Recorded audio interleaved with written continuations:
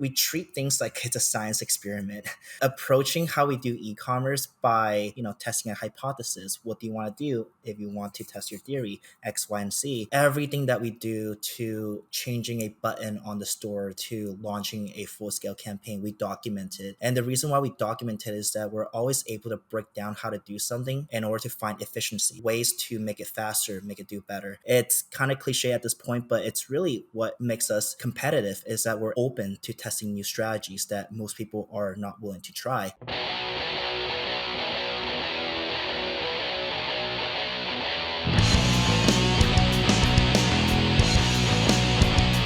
Q4 is the busiest time of year for e-commerce brands. And if there's one thing that rings true year in and year out, it's that you have to get your shoppers' attention quickly. SMS makes it easier than ever to connect with customers through their phones. Trusted by brands like Brooklinen, Native, Fanjoy, and more, PostScript is the go-to text message marketing platform for brands on Shopify and Shopify Plus. Learn more and get started with a free 30-day trial at postscript.io. Welcome to another week's episode of the Messenger Mastermind podcast. We have another incredible guest, someone who has a ton of experience scaling brands really quickly from a bunch of different perspectives. So I'm really excited to dive in. Let's not waste any more time. Without further ado, let me introduce Jason Wong, the founder of Pughaus. Also, he's working on some pretty cool brands like Doe Lashes and Nectar Hard Seltzer. Jason, how's it going? Thanks for having me. I'm doing great. Awesome. Well, we're really excited to dive in. I think we have a really couple of interesting topics to get into, especially in the operations and kind of how to build that business to be really successful really quickly. But before we dive into that, how did you get into this crazy game of e-com? Oh, this really started when I was 16. Around that time, I was preparing for college, as any kid in high school is, and wondering how the hell I'm going to pay for it. And around that time, I noticed people selling online. And that's really unlocked the door for me, was, hey, I can actually sell to people on this thing, this internet thing. And it just really snowballed from there. Very cool. So what was that first project that you're like, okay, I need to make some money as a high school kid, that really took off, where you're like, oh, this is a real project, a real business, a real career that I can make out of it? Yeah, I was selling sunglasses. Back in the day, I was importing things from China and selling sunglasses to my friends in school. And I'm like, okay, let's take this up a notch. Let's sell it on eBay. And then that snowballed into a business on its own.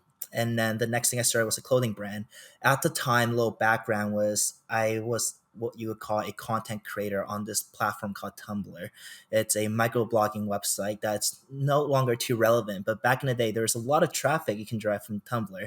And I was selling clothing to those people. That became a business on its own, and it kickstarted this whole e-commerce career for me.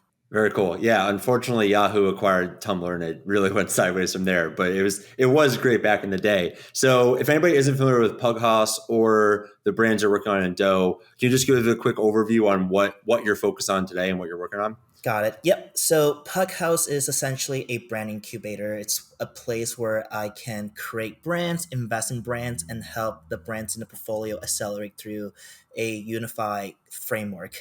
This is a framework that I've been building over the past few years on how to launch and scale brands. And the brands that we focus on is primarily consumer brands. So things in beauty, food and beverages, and also recently started dabbling into apps for e-commerce stores. That's been the main focus, but I would say most of my time and what most people know me for is my brand Doe Lashes. This is a brand I started about 2 years ago with $500. It's the $500 framework that I teach at Shopify too. It's essentially how I'm able to build a consumer brand with as little money as possible. And today we've been seeing really, really tremendous growth there. Awesome. Okay. And just give us the high level of what how to build a brand with $500. Because if they want to go get the full course, they can go take it on Shopify. But super high level, 1 minute version of how do you build a brand with $500? Right. So first, it really comes down to identifying the problem. Every good product solves a particular problem. And for us, we found that eyelashes, which is what we sell on the market today, are really uncomfortable. They're expensive. You want to get high quality ones, and they just don't stay on. And I really got this idea because my girlfriend at the time was struggling with putting on her eyelashes. And I was like, you know what? Let me see if I can make a product out of this thing. So I started asking my friends, asking the people around me what they're struggling with. And the pain points were the same. It's hard to put on, it's hard to stay on, and it's never really comfortable throughout the day. So that was a problem that I wanted to solve.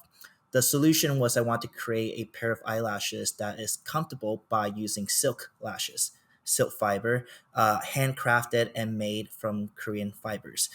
After I figured that out, I got the product and I started thinking about how do I market this. Well, Facebook ads was still doing great at the time, but it's not that great if our product is cheap. So I went the other route. I went heavy on influencer marketing. I contacted thousands of influencers to give them our product and try to get ourselves into some of their feed and their stories. And that actually ended up working. But beyond that, we also leveraged the power of TikTok. 2 years ago, TikTok was really still getting traction as the platform for commerce. So there wasn't a lot of competition for us. We knew that that was the gold mine. So we doubled down on TikTok, became one of the fastest growing brands on TikTok. And that really doubled, triple our revenue over a matter of few weeks. Wow. Okay. I'm guessing the initial first product seeding was the $500, and everything after that was probably scale once you saw success. Right, and all the things that we did of influencer wasn't paid either. We were able to just gift the product to the influencer and scale up from there on. So we started off with like, I don't know, 40, 50 influencers just by gifting them products, and we scaled up to 100, 500. So that was to date like how we were able to get exposure to the brand without paying that money to Facebook. Yeah, it's a great strategy. And I feel like this is a hot topic. So sorry, we're just going to jump down a quick little tangent here. Of did you ask people to post, or did you just gift it to them and let them do whatever they want with it? Our pitch was simple. Hey, we just make something super revolutionary. Can I send it to you? We don't ask them to post. We don't ask them to do any deliverables because it's a gift. We shouldn't ask them and be entitled for it. But once the influencers got their hand on our product, they understood how different it is, and they felt the need to post it. That's really how we got our hands on all these influencers. Yeah, I feel like everybody who gets influencers understands that core philosophy. Everybody who doesn't is still trying to figure out how to make influencers work. And it's an interesting thing because I always think it's channel specific, but I really feel like it's I give it to you, it's amazing, you love it, you post about it, it drives a bunch of traffic. And reminds me a lot of what we did back at Lumi back in the day where we would just blindly send cases out to people, didn't ask them for anything, and always saw great results from that. So to get to the main topic of today, of what are some frameworks or some principles, just because you're in so many different businesses, so many different verticals, so many different even just sectors and types of businesses, what are some just common frameworks and common principles that you found to be successful when you're scaling up all of these different businesses? The number one framework that I follow is, well, first start with document everything. Everything that we do, to changing a button on the store to launching a full scale campaign, we document it. And the reason why we document it is that we're always able to break down how to do something in order to find efficiency, ways to make it faster, make it do better. So by documenting everything, we have a very rich library of SOPs, which allow us to work with freelancers, hire help really quickly, but also allow us to figure out how to automate things. So one of the things that people don't really know about Doe is that on our back end is actually largely tech driven. Our inventory planning is planned through technology. We're able to forecast how many days we need to order products by. We're able to facilitate our influencer gifting process, reducing it from 40 minutes to about 30 seconds. So everything that we do starts from documenting how to do something, and then we always try to study how to make it faster and better. So that's the number one framework that we do on the operations side. Now, in terms of marketing, we like to test and split test as many times as we can by testing out different theories. And this is something that everyone's always got to tell you is to test, test, test.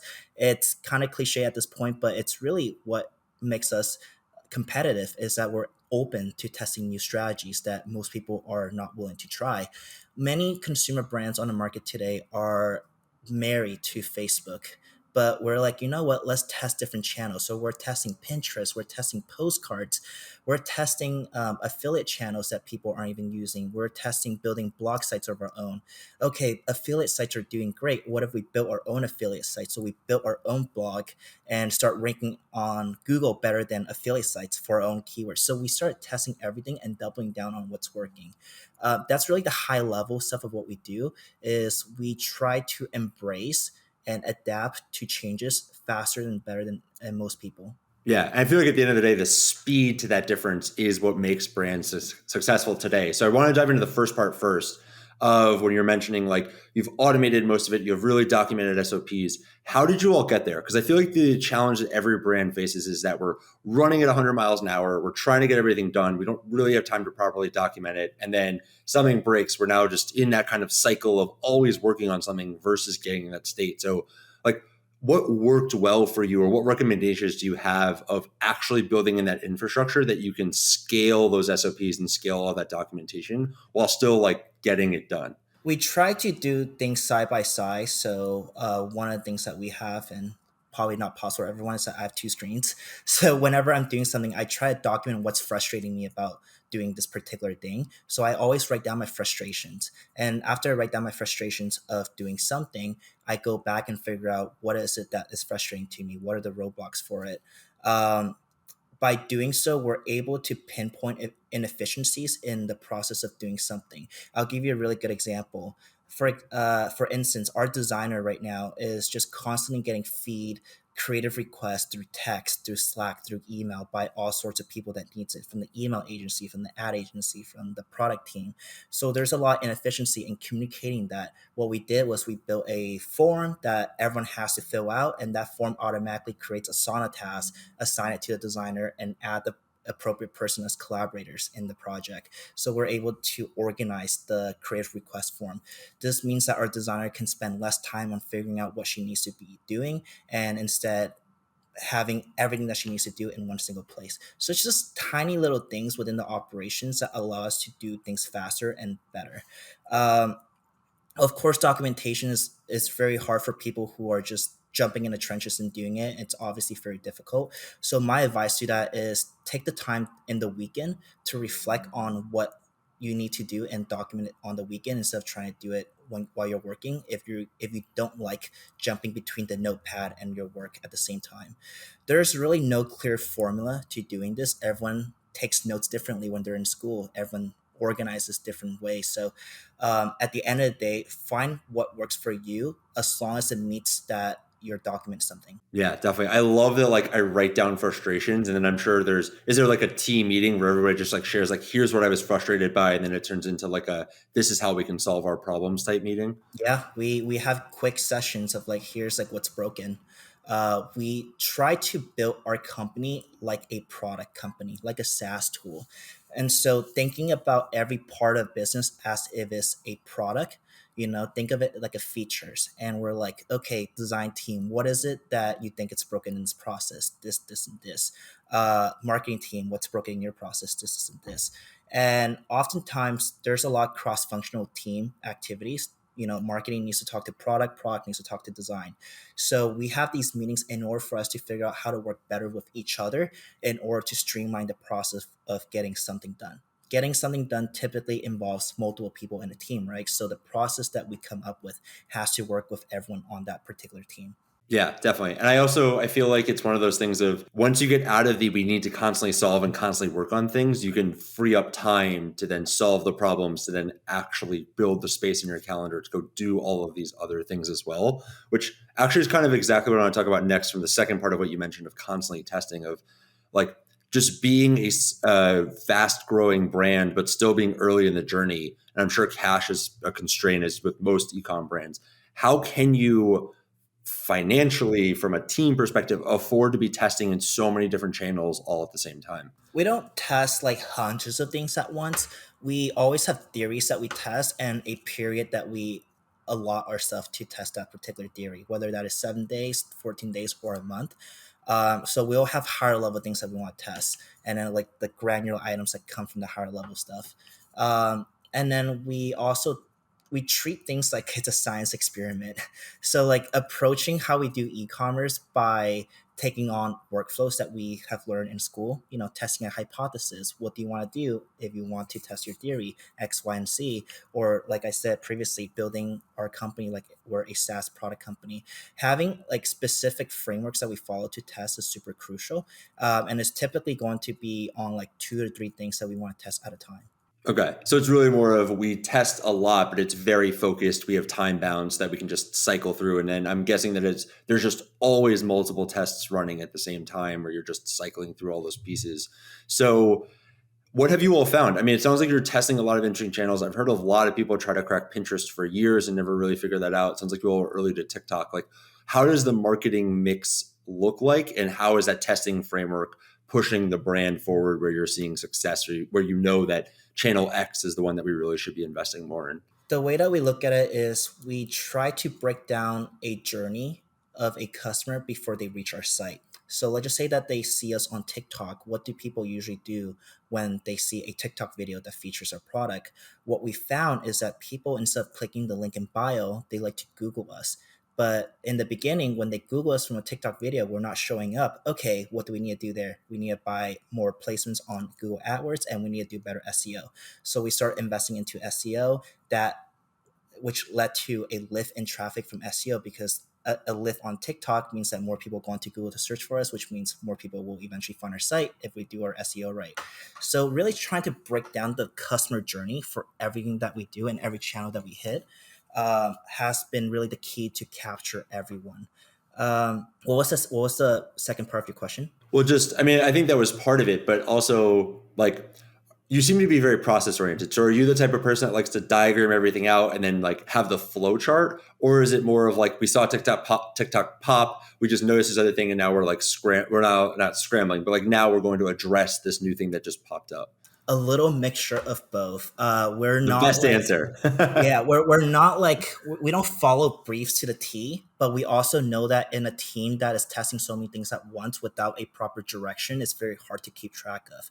So like I'm constantly scouring through the internet, Twitter, TikTok, Instagram for what's working and what's not by observing other brands. So typically I will go out and send something to my team and be like, let's do this.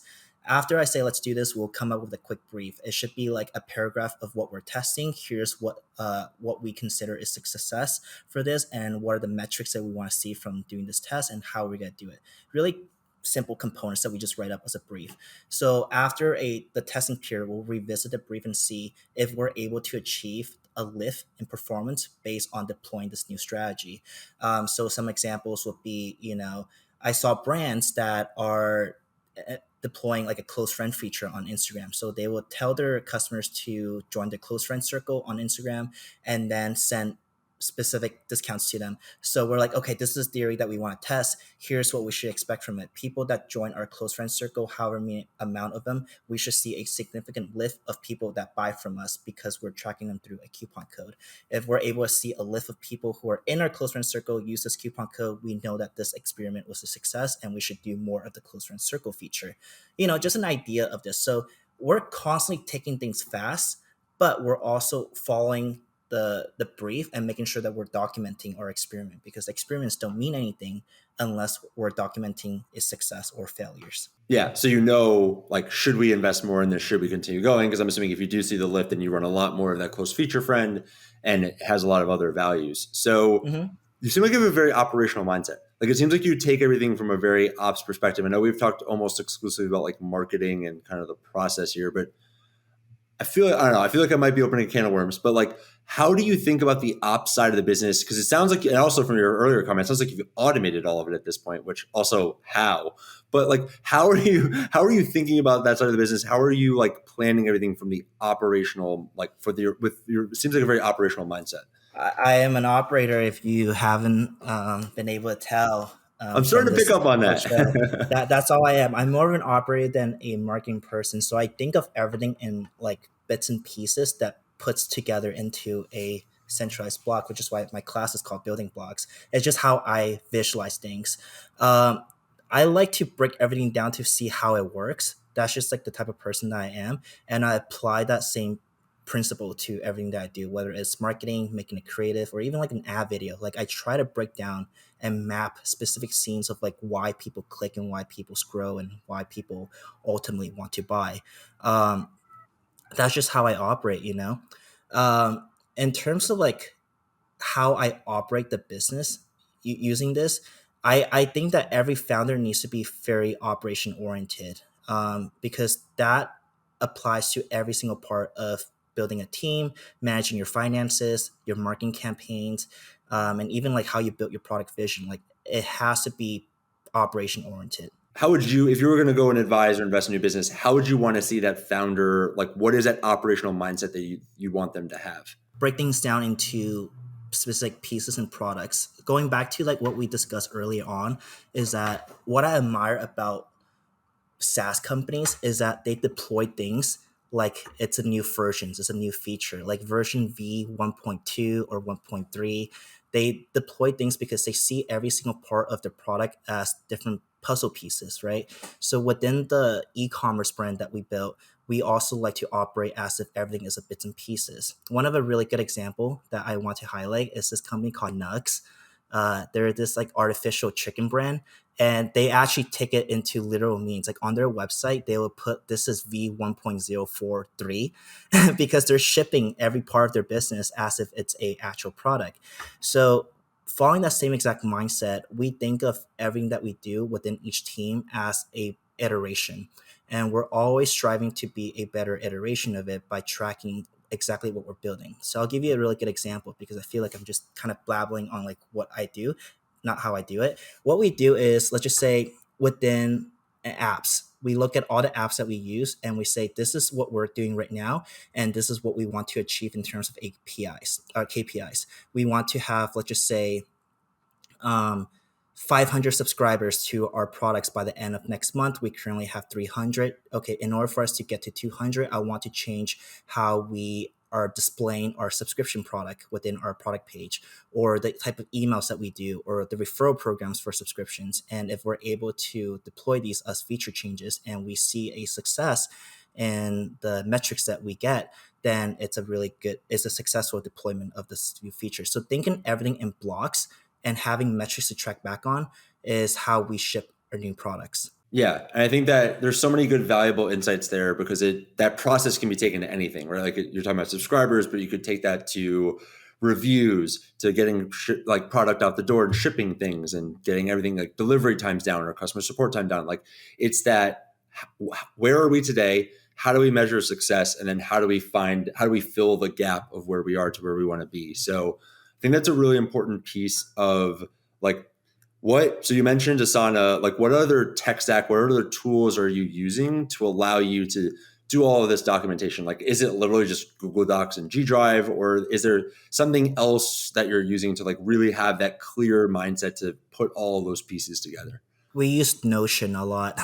One of Okay. our favorite tools to date. So Asana is for all the internal project management and Notion for all the brief. So we create briefs of every experiment that we want to test. And then within the Notion doc, we'll have a section on our observations, the data that we collected, and what we want to do for the next iteration that we want to test. Very cool. Okay. And it's just those two things. Like, I mean, I'm assuming Slack and like internal comms tools and stuff, but you don't really Yeah. need anything else. There's no like crazy thing. It's just the team following a similar process, all doing things in the same, like rowing in the same direction.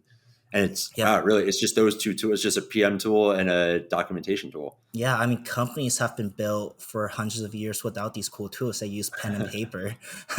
So, like I think these tools are sufficient enough. There are companies that use fancier tools, but we never really felt the need to like complicate the process. Maybe we're missing out, but I think Notion and Asana works fine for us. Yeah, and I feel like that's also like a common misconception is like I always tell people it's surprising how far you can get in a company on Google Sheets or like Excel. Like you Yeah. can do so much in these very simple tools. And I feel like that's a really common misconception of these people who think like big businesses are built on these complicated tech stacks and everything else. So kind of in framing the conversation, a little bit of a pivot that I want to take is what's a common mistake that you see a lot of other brands making that like makes you want to pull your hair out, you wish people would stop doing? Most likely not paying attention to customer support. So less so on like what they're doing, but more so on like what they're not doing. I think customer support for a lot of brands has become an afterthought. It's just like a communication for people to complain and for you to apologize to. But customer support is actually a crucial part to listening to your customers. It's a front line between you and your customers for all the feedbacks, and it's also a revenue generating channel if you take advantage of it. So we put a lot of time and effort into creating efficiency for a customer support platform. Building, I think we have 86 different automations within Gorgeous to better measure and better communicate for every single scenario that we have with our customers. At the same time, we use customer support as a place to nurture relationship. So building a lot of good communication channels between us and specific VIP customers, allowing us to upsell them products, allowing us to mitigate chargebacks and mitigate refunds and exchanges. So by doing so, we're able to first reduce the amount of money that we have to give out for exchange and refunds, because one, if we're able to make people happy in the process, chances is they will resort to a less harmful tactic like chargeback or exchange or refunds. Number two is that by taking care of the customer support platform, we humanizes the brand in a way that it's very hard to do with just Facebook ads. Like allowing our customers to know that there are humans within this company who are talking to them and listening to their problems makes them a better customer in the long run. So those are the two key things that we have observed just by taking care of our customer channel. Yeah, definitely. I completely agree. I think it's shocking how many brands just like leave that and let that run its own course, and the terrible negative effects that it's going to have long term on a business it's hard to see in the short term, but too many good brands have been, well, I guess can't call them good brands, but too many good opportunities have been completely ruined by that. So I know you're incredibly busy. So in wrapping up, I'd like to ask everybody a couple questions. I think I'm going to get some good answers. So first one is, if you would recommend one piece of content that everyone in the audience consume, it could be a book, blog, podcast, anything, audiobook, like really anything you can think of, what would it be and why? Only rule is it can't be your own. I love 2 p.m. by Web. It's my favorite newsletter. They have a free version, but they also have a pay version. I think the pay version is about like $20. Totally worth it. Keeps me competitive with what's going on in the space. And I love their memos. Yeah, 2 p.m. And Modern Retail. Love those two newsletters. Awesome. Yeah, those are both great resources that I feel like everybody who is in the know like reads them and like really enjoys them. So second question for you is, if you could go back to the beginning and go back to the Jason who was importing sunglasses and selling them to his friends at school and on eBay, what's one lesson that if you had to do it all over again, you'd impress upon yourself to nail the second time? Try to not do everything yourself. I grew up with this whole idea that like hard work equals success. And yes, it is true to an extent, but I took that to the extreme. Like I was like, if I'm not doing everything, then I'm doing nothing. So I never hired for the first few years of my business. And that really slowed down growth because I'm not able to think about the growth opportunities of my business. I was so fixated on doing everything because I equated hard work and hours in the business to the success, that I never really thought about that I was actually wasting time and opportunity because I refused to let go of the business. So as soon as you can, try to delegate out, try to hire help if you can, so you can focus on building the long-term opportunity for the business. Yeah, definitely. I feel like the classic founder trap is just something that too many people get stuck in. So another question for you is, if you were interviewing Jason Wong today, what's one thing that we should have covered or that we missed? I think you cover everything. I love talking the strategies, the tactics. I'm an operator person. I feel like it's been really easy to highlight that throughout this podcast. I just think in processes. So I think you nailed down really good questions there. Awesome. Cool. All right. I get to do my job for another week. And then final question for you. If anybody wants to learn more about yourself or what you have going on, where are the best places to go? I am on Twitter at Eggroli, EGGROLI. I also have a website called Pughaus, PUG.HAUS. So that's my Twitter and my website. And I'm launching a show soon where I interview other e-commerce founders called Building Blocks. Awesome. And where can people find Building Blocks? bbclass.co is where you can find it, and we'll be posting more information there. Awesome. Well, we really appreciate it. Thanks, Jason. Of course. Thanks for having me. Thanks for listening to another week's episode of the Messenger Mastermind podcast. If you enjoyed today's episode, please share it with another e-commerce marketer. And always let us know what you think down in the comments below. Also, don't forget to subscribe. If you're looking for cutting edge tactics and the resources that we rely on to run our businesses, sign up for our newsletter. We'll include a link down below. As always, stay confident, connect with your customers, and keep crushing it.